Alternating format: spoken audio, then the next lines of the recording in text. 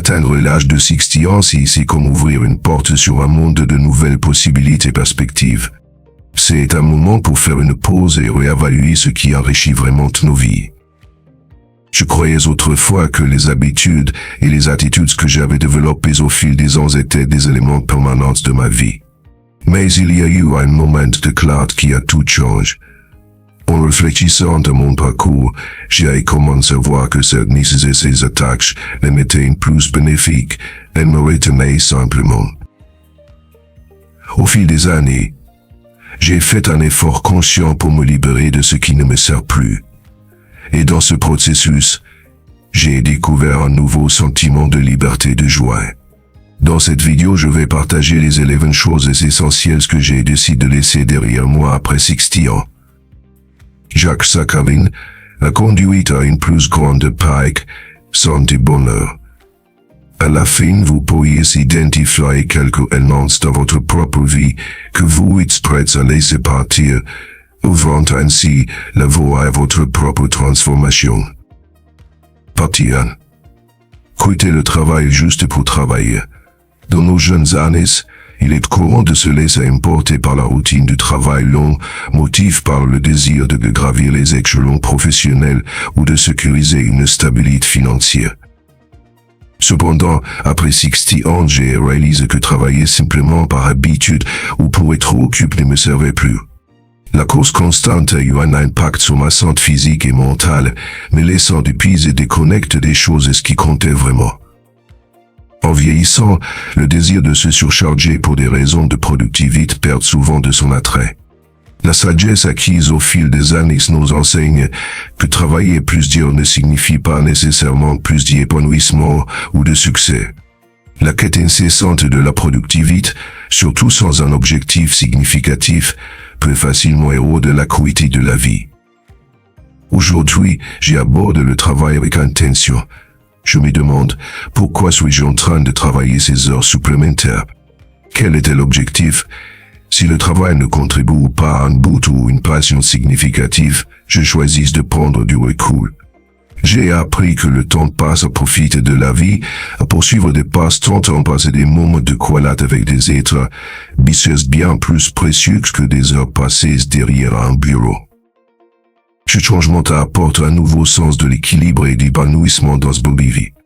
Je ne poursuis plus les gains financiers au détriment d'un bon bien-être personnel.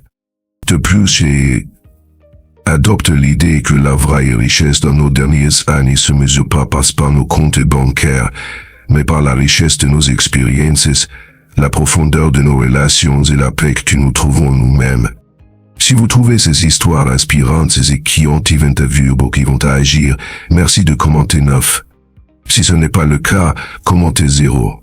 Vos retours sont très importants pour nous. Merci pour votre précieux temps. Partie 2.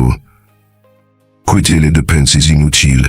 Dans notre société axée sur la consommation, il est facile de tomber dans le piège de dépenser de l'argent pour des choses dont nous n'avons pas vraiment besoin. Pendant des années, j'ai acheté des articles par habitude ou parce que je pensais qu'ils me rendraient heureux. Mais en vieillissant, j'ai réalisé que les possessions matérielles offraient rarement un épanouissement durable. Les dépenses inutiles proviennent souvent du désir de combler un vide émotionnel ou de répondre aux attentes sociales. Nous achetons des choses pour nous sentir mieux, pour réaliser que la satisfaction est éphémère. En grandissant, j'ai appris à séparer mes besoins de mes désirs et à être plus intentionnel dans la façon dont je dépense mon argent. Maintenant, je dépense de manière réfléchie. J'achète uniquement des choses qui ajoutent vraiment de la valeur à ma vie ou qui me procurent une joie sincère, qu'il s'agisse d'une expérience qui enrichit mon âme ou d'un produit qui améliore ma qualité de vie. J'ai appris à faire des choix plus intentionnels avec mon argent. Changement maintenant seulement aide à économiser financièrement, mais il m'a aussi rendu plus conscient de ce qui compte vraiment. Si vous trouvez ces histoires inspirantes et qu'elles vous motivent à agir, merci de commenter 9. Si ce n'est pas le cas, commentez 0. Vos retours sont très importants pour nous. Merci pour votre précieux temps. Partie 3. Quitter les stress liés aux petites choses. La vie est trop courte pour la passer à s'inquiéter de choses qui, au final, n'ont pas d'importance. Dans ma jeunesse, je m'énervais pour de petites inconvéniences et embouteillages, des accords avec des collègues, ou même des choses aussi triviales qui ont rendez-vous manque. Cependant, ces petites tensions s'accumulent, créant une constante angoisse. En entrant dans la soixantaine, j'y réalise que beaucoup de choses pour lesquelles je m'inquiétais auparavant étaient insignifiantes dans le grand schéma de la vie. J.I. commence à me poser la question, est-ce que cela comptera dans un an? Si la réponse était non, je lâchais prise. De s'inquiéter de choses que je ne peux pas contrôler ne faisait que m'épuiser et me priver de la joie du moment présent. Maintenant, j'ai appris à lâcher prise. Je me concentre sur ce que je peux contrôler et j'accepte ce que je ne peux pas. Si un problème surgit qui échappe à ma portée, je me rappelle que m'inquiéter ne changera pas l'issue. Changement de mentalité est libérateur. Cela m'a permis de me concentrer sur ce qui compte vraiment et d'aborder les défis de la vie avec une perspective plus calme et ancrée. Apprendre à embrasser l'imperfection et l'incertitude également est un aspect clé de cette transformation. Dans le passé, je m'efforçais d'y atteindre la perfection, mais j'ai compris que la vie est désordonnée et imprévisible. Accepter cette réalité m'apporte une sensation de paix. Partie 4. Quitter la négligence de soi. Prendre soin de soi n'est pas égoïste, c'est essentiel. Dans le passé, je négligeais souvent mes propres besoins au profit de la prise en charge des autres ou de la satisfaction des attentes extérieures. Mais après mes 60 ans, j'ai fait un effort conscient pour donner la priorité à mon bien-être. Cela ne signifie pas seulement la santé physique, mais aussi la santé mentale et émotionnelle. J'ai commencé à méditer, à pratiquer la gratitude et à prendre le temps pour les choses qui me procurent de la joie. J'ai appris que lorsque je prends soin de moi, je suis mieux à m'aider et être présent pour les personnes que j'aime et pour la vie que je veux vivre. Prendre soin de soi, c'est reconnaître que vous méritez de vous sentir bien, d'être heureux et de vivre en accord avec vos valeurs.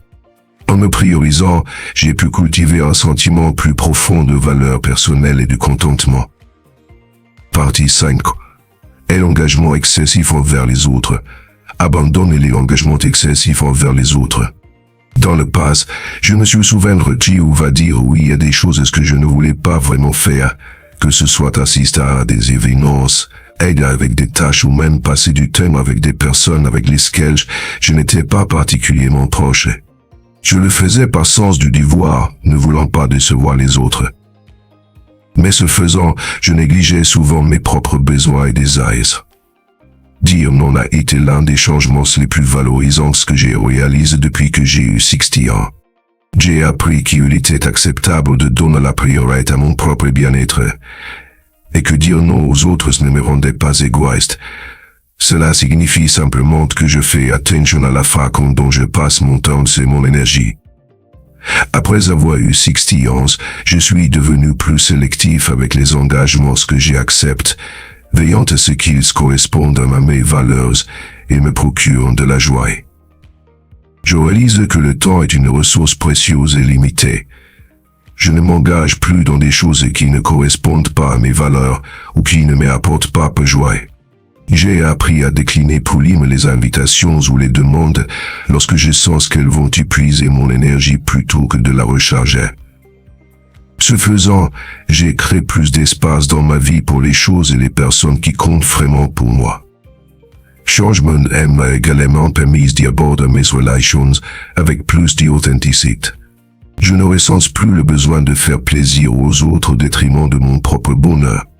Au lieu de cela, je me concentre sur le maintien de connexions significatives avec ceux qui coûtent réellement de la valeur à ma vie. Partie 6 doit abandonner les relations malsaines. Au fil des ans, j'ai maintenu des relations par habitude, même lorsqu'elles ne semblaient plus saines ou épanouissantes.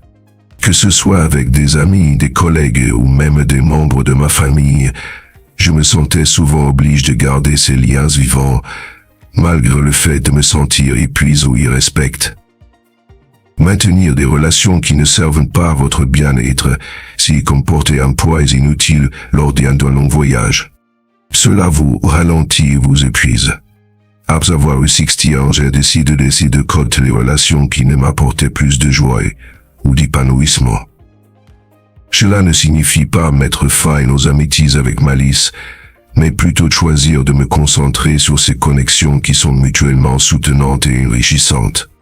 Maintenant, je privilégie les relations fondées sur le respect mutuel, l'amour et la compréhension. Je ne me force plus à passer du temps avec des personnes qui n'ajoutent pas de valeur à ma vie ou qui drainent mon énergie. Laisser aller des relations malsaines était difficile, mais finalement libérateur. Cela m'a permis de m'entourer de personnes qui se soucient vraiment de moi et qui m'élèvent. Partie 7. Abandonner la négligence de ma santé physique et mentale. Pendant des décennies, j'ai mis ma carrière, ma famille et mes diverses responsabilités au-dessus de ma propre santé. Comme beaucoup d'autres, je me suis convaincu que je m'en occuperai plus tard, mais avoir 60 ans m'a fait réaliser que plus tard était arrivé, et je ne pouvais plus me permettre de négliger mon bien-être. L'expression la santé, c'est la richesse peut sembler un cliché, mais elle contient une vérité indéniable. À mesure que nous vieillissons, une bonne santé est la base d'une vie épanouissante. Sans elle, même les joies les plus simples peuvent devenir inaccessibles. Dans mes 60 ans, j'ai réalisé que rester actif et maintenir un mode de vie sain, elle n'est pas juste une époque chancée, c'est essentiel pour une vie vibrante. J'ai adopté une routine d'exercice régulier. De simples promenades matinales sont devenues mon rituel quotidien. Non seulement elles me gardent physiquement actif, mais elles offrent également une clarté mentale immense et une paix émotionnelle. Marcher à l'extérieur m'aide à me sentir connecté à la nature, à clarifier mon esprit et à me donner l'espace pour réfléchir à la vie. De plus, cela m'aide à lutter contre le déclin naturel de la masse musculaire et de la mobilité qui peut survenir avec l'âge. Il ne s'agit pas seulement des bienfaits physiques, la santé mentale est tout aussi importante. J'ai appris que prendre soin de son corps est essentiel pour profiter de la vie en vieillissante. Une bonne santé est un cadeau, et c'est un que nous prenons souvent pour acquis dans notre jeunesse. Mais maintenant, avec plus de sagesse et d'expérience de vie, je donne la priorité à ma santé car cela me permet de vivre pleinement et libre des limitations que peut imposer une mauvaise santé. En plus de l'activité physique, j'ai également intégré des pratiques qui nourrissent mon bien-être mental.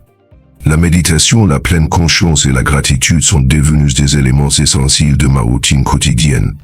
Ces pratiques m'aident à gérer le stress, à rester présent et à apprécier la beauté de la vie quotidienne. Partie 8. Abandonner la procrastination sur les objectifs personnels. À mesure que nous vieillissons, le temps semble passer plus vite, et les objectifs et rêves que nous avions autrefois peuvent commencer à se sentir comme des sentiers lointains. Pendant des années, j'ai remis à plus tard la poursuite de projets ou d'aventures personnelles, pensant que j'aurais plus de temps plus tard. Mais avoir 60 ans m'a fait réaliser que plus tard n'est pas garanti.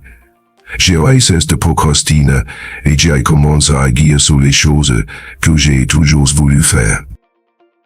Que ce soit apprendre une nouvelle compétence, voyager dans un nouvel endroit ou simplement terminer un projet oublié depuis longtemps, je m'engage à tirer le meilleur parti du temps qui m'est imparti. Je n'attends plus le moment parfait, car ce moment, c'est maintenant. Cette réalisation a ravivé ma passion pour la vie. J'ai commencé à fixer de petits objectifs réalisables et à travailler vers eux avec détermination et intention. Que ce soit un nouveau passe-temps ou un rêve longtemps chéri, j'ai embrassé les opportunités qui se présentent à moi plutôt que d'attendre un meilleur moment. Partie 9. Abandonner la peur du changement. Le changement est inévitable, et pourtant pendant une grande partie de ma vie, j'ai eu peur. Je aime accrocher au familier, même lorsque cela ne me servait plus, parce que plonger dans l'inconnu semblait trop risque. Mais à mesure que j'ai vieilli, J'ai appris à voir le changement non pas comme quelque chose à craindre, mais comme quelque chose à embrasser. Que ce soit des changements dans ma santé, mes relations ou mes circonstances, j'ai appris à les affronter avec curiosité plutôt qu'avec appréhension. La vie est une série de transitions, et chacune d'elles offre une opportunité de croissance et de nouvelles expériences. Embrasser le changement m'apporte une liberté et une excitation que je ne m'attendais pas à trouver à ce stade de ma vie. Le changement est plus quelque chose que je résiste. Au lieu de cela, je le vois comme une invitation à évoluer, à grandir. C'est comme une nouvelle aventure, une qui apporte avec elle de nouvelles opportunités et perspectives. Partie X. Abandonner les habitudes de sommeil irréguliers. Le sommeil était une autre chose que je prenais pour acquise dans ma jeunesse. Je sacrifiais souvent de repos pour le travail, la vie sociale ou des marathons télévisuels tard dans la nuit. Mais en vieillissant, j'ai réalisé que le mauvais sommeil affecte non seulement ma santé physique, mais aussi mon humeur, ma productivité et mon bien-être général. Et l'importance du sommeil devient plus évidente avec l'âge. C'est pendant le sommeil que nos corps se réparent et se régénèrent, et sans un repos adéquat, nous ne pouvons tout simplement pas fonctionner au mieux. J'ai fait de l'établissement d'une routine de sommeil régulier une priorité. J'ai aspiré à me coucher tôt et à me réveiller repose, prêt à affronter la journée. Un sommeil de qualité est devenu une pierre angulaire de ma routine de soins personnels, et cela a eu un impact profond sur mon bien-être mental et physique. Je ne me réveille plus groggy ou irritable. Au lieu de cela, je commence mes journées avec énergie éclate, prêt à tirer le meilleur parti du temps qui m'est accordé. En priorisant le sommeil, j'ai remarqué une amélioration significative de ma fonction cognitive, de mon humeur et de ma qualité de vie globale. Le simple fait de donner à mon corps le repos qu'il a besoin est un véritable changement. Partie 12.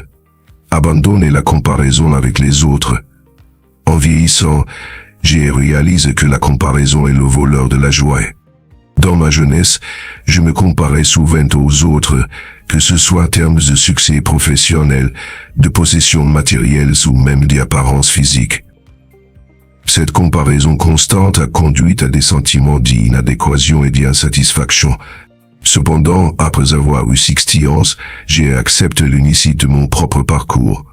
J'ai cessé de mesurer ma valeur selon les normes des autres et j'ai commencé à apprécier la richesse de mes propres expériences. J'ai appris que le chemin de chacun est différent et qu'il n'existe pas de mesure universelle du succès ou du bonheur. En laissant de côté le besoin de me comparer aux autres, j'y trouve plus de paix et de contentement. J'ai appris à apprécier ma vie pour ce qu'elle est, plutôt que pour ce que je pense qu'elle devrait être en fonction des réalisations d'autrui. Bonus, la vie après 60 ans nourrit le corps et l'esprit pour un avenir épanouissant. À mesure que nous franchissons le seuil de la soixantaine, l'accent mis sur la santé physique et mentale prend une importance encore plus grande. Ce stade de la vie offre une occasion unique de cultiver une approche holistique du bien-être, en reconnaissant que nos corps et nos esprits sont intimement liés.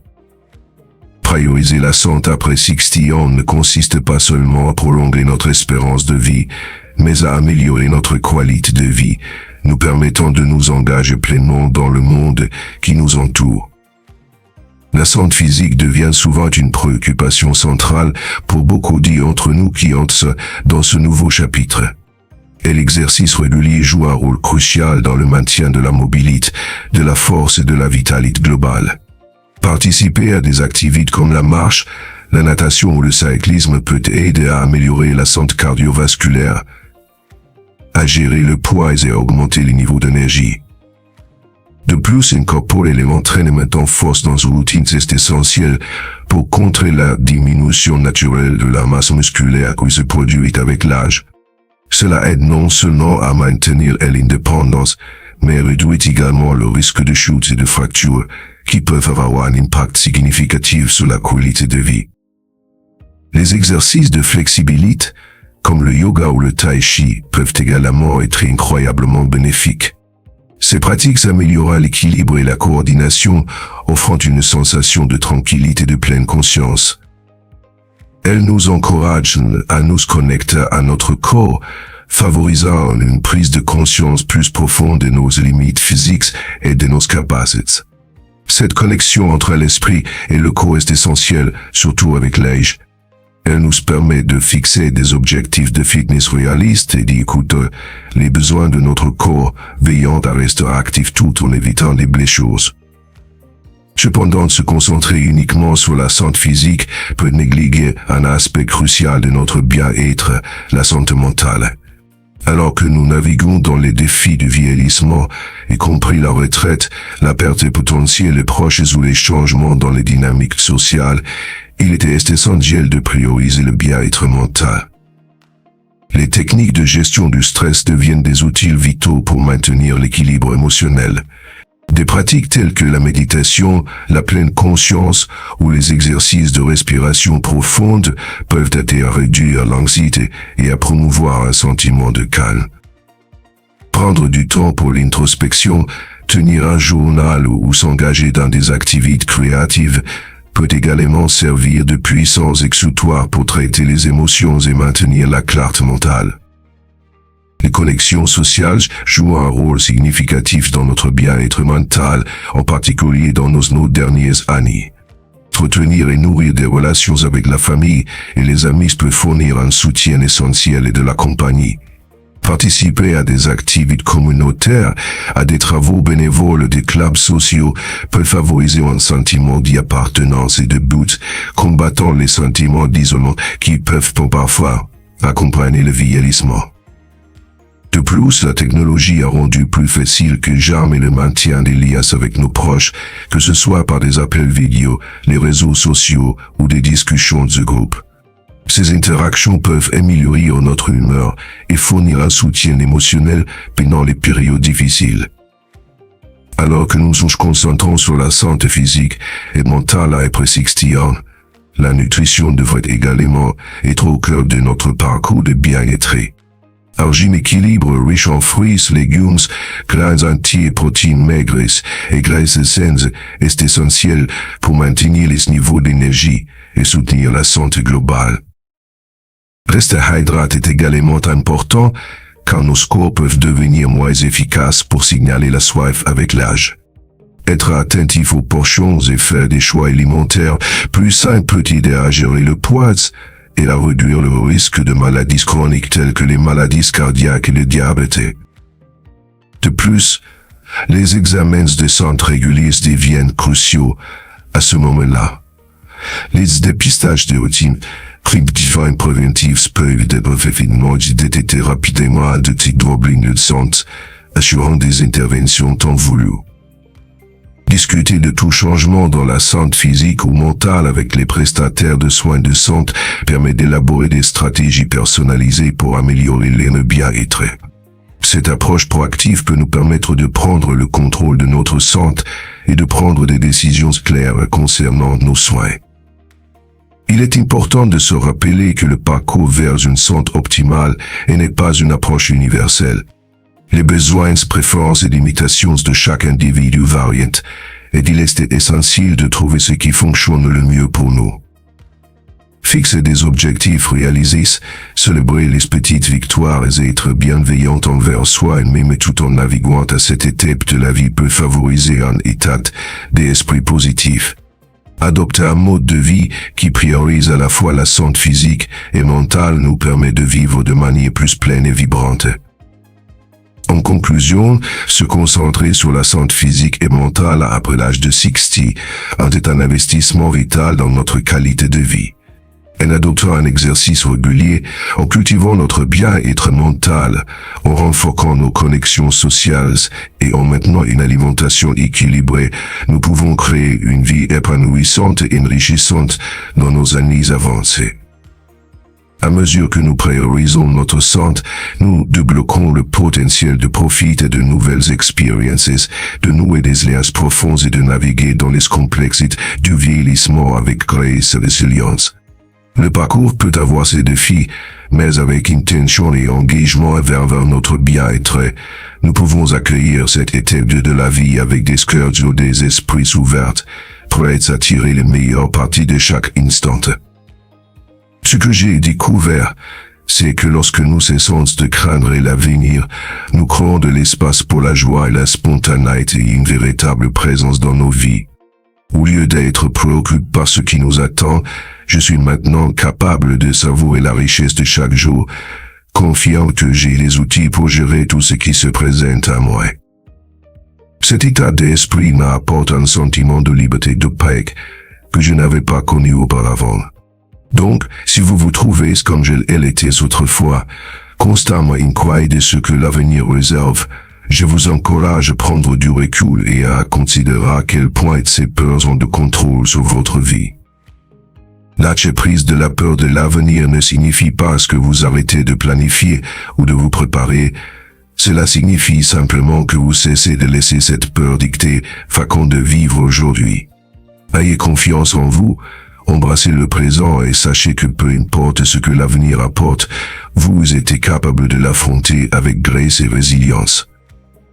Alors que nous naviguons dans les années de transformation de 55 à 75 ans, il devient de plus en plus clair que notre état d'esprit joue un rôle essentiel dans la façon dont nous vivons nos expériences. Et l'acte de relâcher les habitudes obsolètes et les schémas de pensée non productifs ouvre la porte à une vie plus riche et plus épanouissante.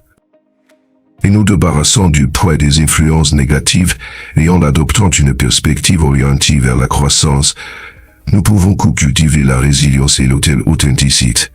Ce parcours ne consiste pas seulement à abandonner ce qui ne nous sert plus, il s'agit d'inviter de nouvelles possibilités et opportunités en nos vies. Prenez donc un moment pour réfléchir à ce que vous êtes prêt à libérer et engagez-vous à nourrir les aspects de votre vie qui vous apportent une joie et de sens. Ce message résonnant en vous, envisagez de donner un pouce en l'air à cette vidéo, de la partager avec ceux qui pourraient avoir besoin d'un peu d'encouragement et de vous abonner à notre chaîne pour plus de contenu inspirant. Ensemble, continuons à explorer la beauté de vivre pleinement à chaque étape de la vie.